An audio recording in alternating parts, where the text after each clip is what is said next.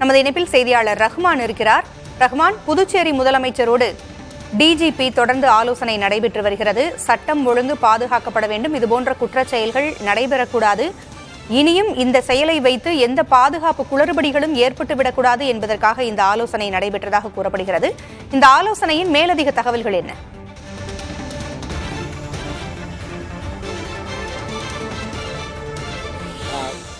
குறிப்பாக ஒரு விஷயத்தை சொல்லியாக வேண்டும் பொங்கல். அதாவது புதுச்சேரியில போதை என்பது, புதுச்சேரியிலே மது விற்பனை என்பது பல 100 ஆண்டுகளாக விற்பனை நடந்து கொண்டது. இது புதுச்சேரி மாநிலத்துடைய முக்கிய வருமானமாக இருக்கின்றது.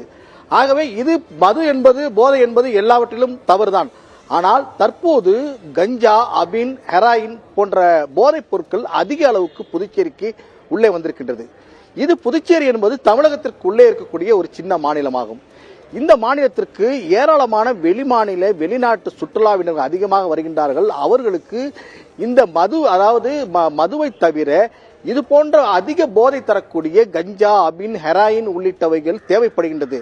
ஆகவே இதை விற்பனை செய்வதற்காக தமிழகத்தின் பல்வேறு பகுதியிலிருந்தும் சரி, வெளி மாநிலங்களிலிருந்தும் ஏராளமானோர் இங்கு விற்பனை செய்கின்றார்கள். அதைத்தான் தொடர்ந்து போலீசார் கடந்த வாரம் கூட நாம் பார்த்திருப்போம். அதாவது ஸ்டாம்ப் வடிவிலான ஒரு போதை, அந்த ஸ்டாம்ப் வடிவிலான போதையை நாக்கில் வைத்துக் கொண்டால் கடுமையான போதை ஏற்படக்கூடும். இது ஒரு ஸ்டாம்புடைய விலை கிட்டத்தட்ட 10,000 ரூபாய் வரைக்கும் இது விற்பனை ஆகின்றது.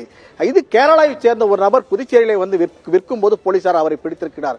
ஆகவே இது மதுவை தவிர இந்த அதிக போதை தரக்கூடிய இந்த போதைப் பொருட்கள் சமீப காலமாக புதுச்சேரியில் அதிக அளவு வந்ததுதான் இது போன்ற ஒரு குற்றத்திற்கான காரணம் என்கிறார்கள்.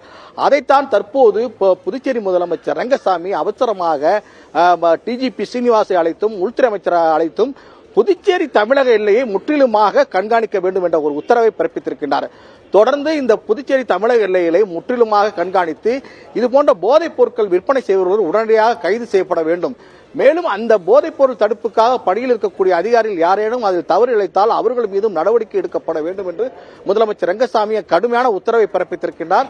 மேலும் இன்னும் சிறிது நேரத்தில் அவர்களை சமாதானம் செய்து அவர்களுடைய உடலை உறவினர்கள் பெற்றுக் கொள்வதற்கான ஏற்பாடுகளும் அரசு சார்பிலே நடைபெற்று வருகின்றது.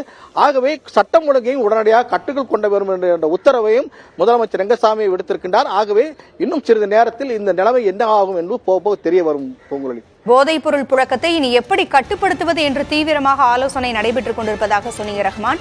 இப்படி ஒரு துயரச் சம்பவம் நிகழ்ந்த பிறகு இந்த ஆலோசனை நடைபெறுகிறது.